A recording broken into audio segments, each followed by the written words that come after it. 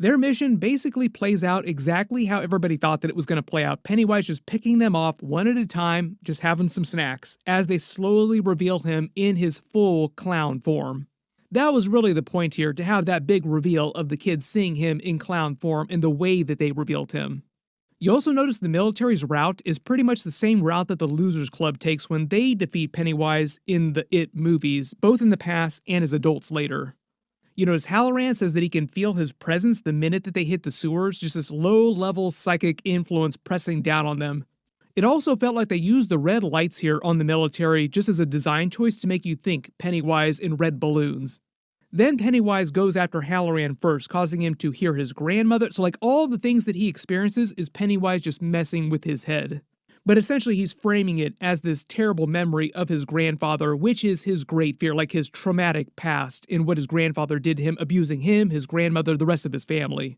My assumption here is that Pennywise went after Halloran first just because he is the most powerful psychically here next to Hanley, who physically can't experience fear.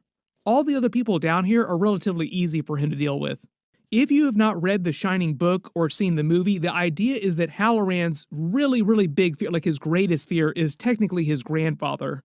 When he starts talking about the box, trying to unlock it, you have to remember that this is Pennywise in his grandfather's form, because he's trying to scare Halloran, getting him to open his psychic box. So the box itself is another reference to the Shining story. In his backstory, his grandmother, who also had the Shining ability, taught him how to trap his fears, evil spirits, in a psychic box where they couldn't hurt him anymore. So he basically keeps all of his greatest fears inside this box that Pennywise tries to and eventually successfully opens by the end of the episode.